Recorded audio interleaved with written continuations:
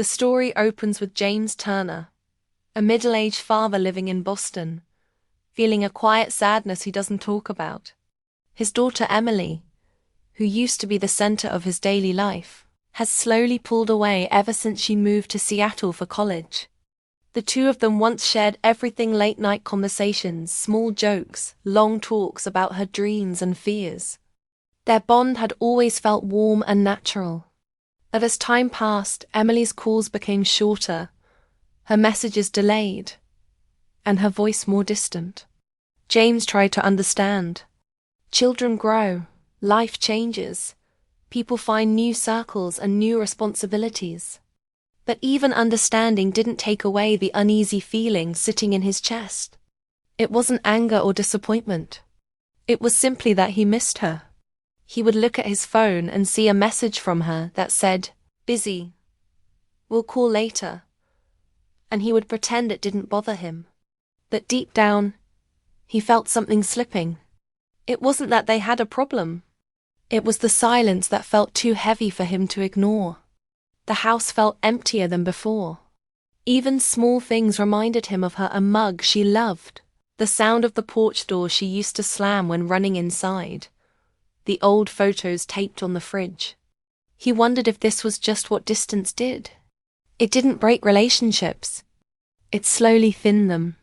One rainy evening, when the night air smelled like wet leaves and the city lights blurred behind the mist, James sat by his living room window, drinking lukewarm coffee and thinking about calling her. He hesitated, not wanting to push her, not wanting to sound needy.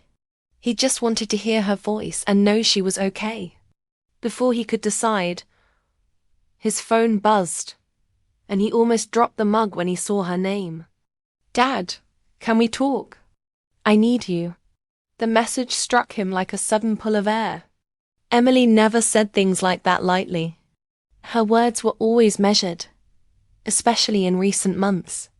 But this message felt raw, urgent, honest in a way she hadn't been in a long time. Without thinking, he called her immediately. When she answered, her voice sounded soft and shaky, as if she had been holding tears back for hours. She tried to speak, but her breath trembled. The sound alone told him she wasn't just stressed, she was struggling with something heavy. In that moment, every worry he had felt turned into a deep, focused concern. He didn't interrupt her. He didn't push. He simply said, "I'm here, sweetheart," because he didn't know what else would help more. Emily hesitated, then whispered something that broke his heart a little more than he expected. "I hope you won't be disappointed in me." That single line told him everything he needed to know. She had been carrying something alone, afraid he would judge her or think less of her. And the fact that she believed he could ever be disappointed in her made him feel both protective and sad. He wanted to reach across the distance and hold her the way he used to, when she was small and scared of thunderstorms. But she wasn't a child anymore. She was a young woman trying to handle life on her own, and he finally understood that she had taken on more than she could manage. His voice stayed steady as he told her, "Nothing you say could make me disappointed in you." He meant it with his whole heart. But Emily only offered a small, broken, "I don't know," which made him realize how much fear she had been carrying.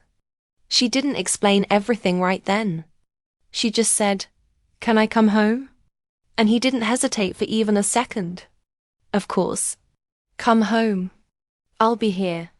The call ended quickly, but the silence afterward felt different. It wasn't the silence of distance. It was the silence of something about to change. James knew this was the beginning of a conversation they should have had months ago, maybe longer. But he also knew that she was finally trusting him enough to let him see the part of her she had been hiding. He stood by the window again, watching the rain, feeling a mix of fear and relief. It was strange how a single message could shake his entire evening, but it was also strangely comforting. Emily needed him not as a hero, not as someone who had all the answers, but simply as her father. That alone was enough to give him purpose again. He walked through the quiet house, turning on the lights one by one, as if preparing it for her arrival. The room suddenly felt warmer, as if her presence was already returning. He found himself remembering the way she used to walk in, toss her bag on the couch, and collapse into a hug without saying a word. Maybe things had changed, but the heart of their bond was still there. It just needed air again. And as he prepared for her flight home the next morning, James realized something important. The distance between them hadn't broken anything. It had only made room for a deeper kind of honesty. He just hoped he was ready for whatever truth she would bring back with her. Emily arrived the next afternoon, stepping into the Boston airport with tired eyes and a rushed breath, as if she had been carrying her worries across the entire country. When James spotted her, he didn't see the confident young woman she tried so hard to be.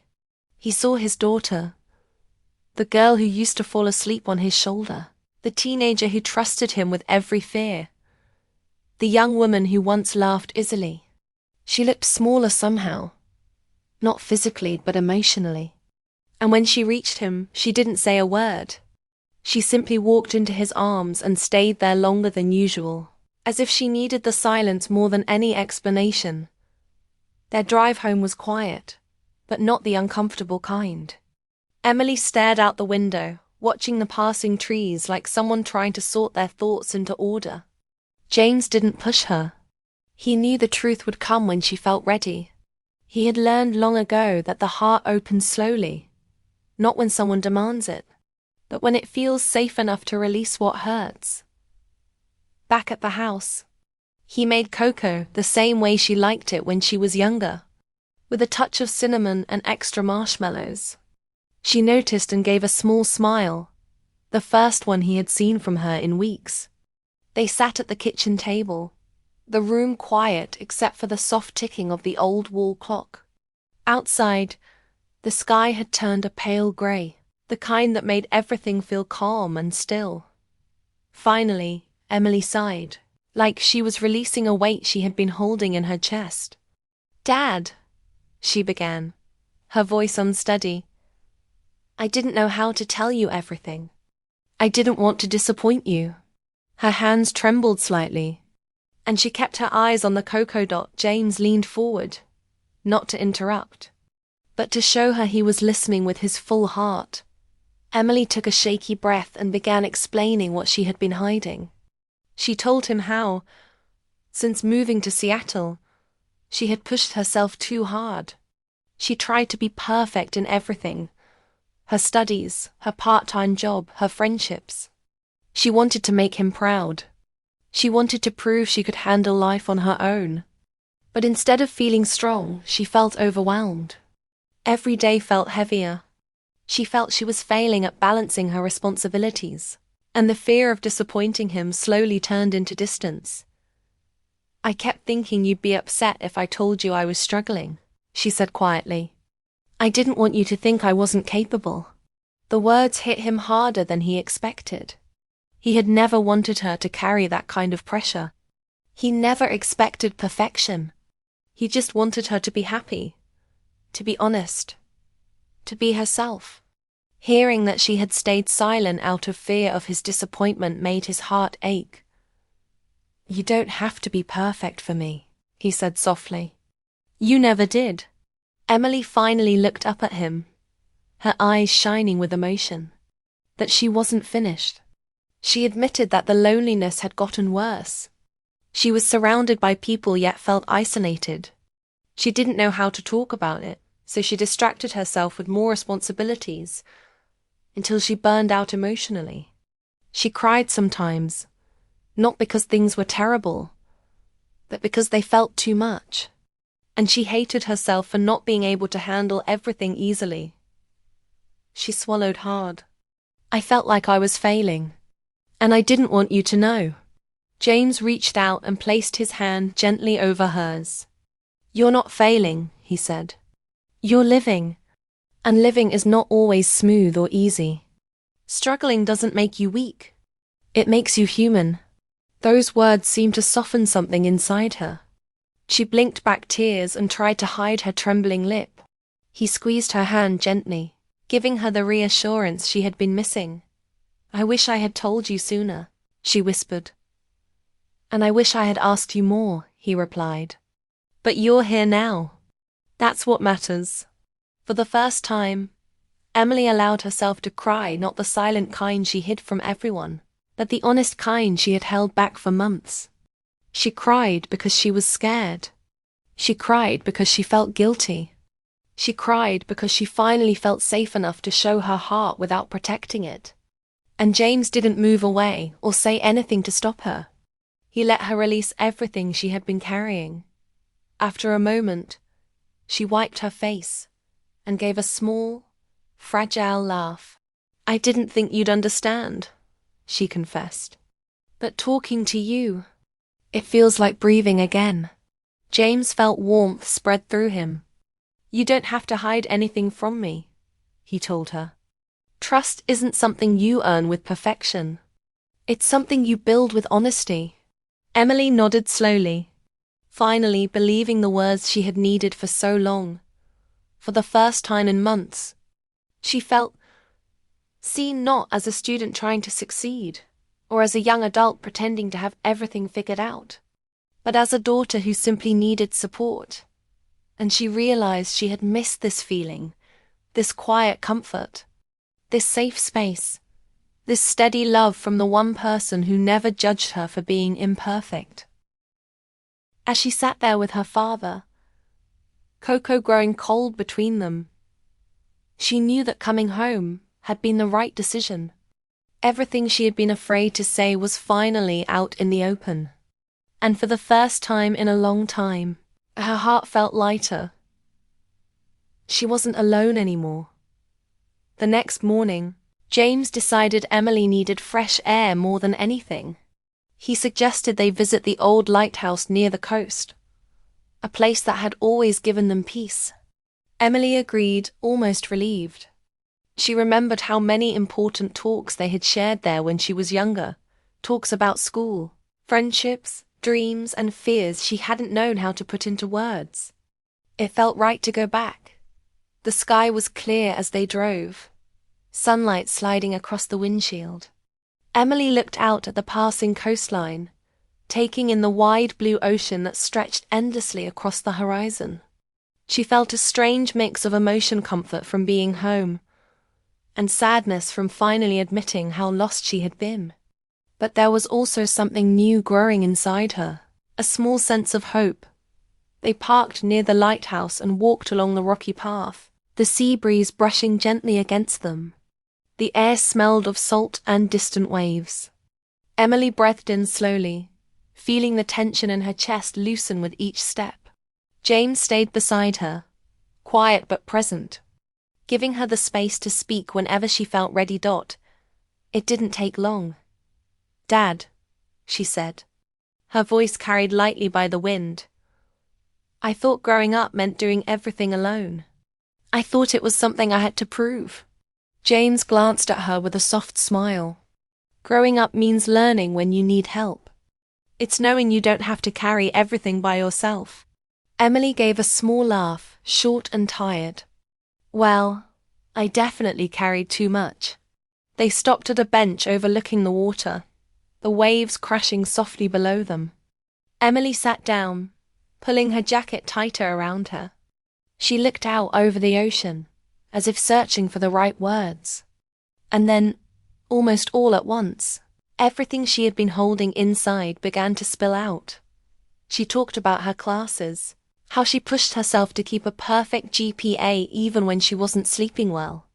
She talked about her part-time job, which she took because she didn't want to depend on him too much. She talked about trying to fit in with classmates who always seemed confident and perfect. She admitted she felt like she was constantly behind, constantly failing, constantly pretending she was okay. And then she talked about the loneliness, the part that hurt her the most. She said she often went through entire days where she didn't speak to anyone in a meaningful way. She tried to hide it by keeping busy, but the emptiness always returned at night. That was when she felt the most overwhelmed. That was when the silence felt the loudest. James listened to every word without interrupting. He didn't rush her or offer quick answers. He simply stayed present, absorbing the pain she had carried alone. He could see how much she had been trying to stay strong, how much she had feared disappointing him, and how much that fear had shaped her choices. When she finally grew quiet, James spoke gently. "Emily, you don't have to prove anything to me. I don't need you to be perfect. I need you to be honest with me and with yourself." Emily blinked, fighting back emotion. "I didn't know how to ask for help," she whispered. "You just did," he said softly. Those words allowed something inside her to finally break open in the best way. She felt lighter, as if she had been carrying a backpack full of invisible stones without realizing it. For the first time in months, she felt like she could breathe without forcing herself to. She turned toward him, eyes bright with relief. "Talking to you. It feels different. It feels like I can finally stop pretending." James nodded. "Because you're not alone anymore." Emily looked back at the ocean, the sunlight shimmering over the waves. "I liked being honest," she admitted, almost surprised at herself. "It felt good. I didn't expect that." James smiled, touched by her sincerity. Honesty always feels good once you stop being afraid of it. For a long moment, they just sat quietly, letting the calm sea carry away the heaviness of the past months. The lighthouse stood tall behind them, a silent reminder of guidance and direction. Something Emily realized she had been missing. She didn't need someone to solve everything. She just needed someone who understood her heart. Someone who didn't judge her for struggling. And that someone had always been her father. As they headed back along the rocky path, Emily felt something shift inside her. The fear that had once controlled her steps was fading. In its place grew a gentle strength, a sense that she could face her challenges again, not with loneliness, but with support she had forgotten she had. James noticed the change. The way her shoulders no longer drooped, the way her eyes seemed clearer. She wasn't fixed, and she wasn't suddenly free of all her worries, but she was no longer drowning in them. She had shared them. She had let someone in, and real trust was beginning to rebuild itself between them. As they reached the car, Emily looked at him with a soft, grateful expression. "Thanks for listening," she said. "I didn't realize how much I needed this." James placed a gentle hand on her shoulder. "Whenever you need me, I'm here. Always." And for the first time in a long time, Emily believed it. After their visit to the lighthouse, James and Emily returned home with a sense of quiet peace. The weight of unspoken worries had lifted slightly, leaving room for connection and understanding. The next few days were filled with small, meaningful moments that slowly rebuilt the bond they both had missed. They cooked together in the kitchen, laughter spilling over as they tried new recipes and recalled old family traditions. The sound of pans clattering and the smell of fresh bread reminded Emily of childhood weekends, of simpler times, and she realized how much she had missed these small comforts. James, too, felt a warmth he hadn't experienced in months. A reminder that their connection had never truly broken. It had only been covered by distance and unspoken fears. Evenings were spent walking through the quiet streets of their neighborhood. The crisp air and dim streetlights created an intimate, calming atmosphere. Emily felt free to talk about everything she had been hiding: her fears, her doubts, and even the little moments of joy that she hadn't shared with anyone. James listened without judgment, giving advice only when she asked, allowing her to feel seen and supported.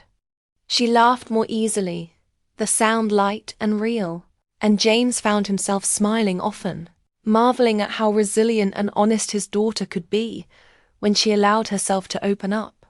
The bond they shared began to feel effortless again, like the spaces between them had never existed.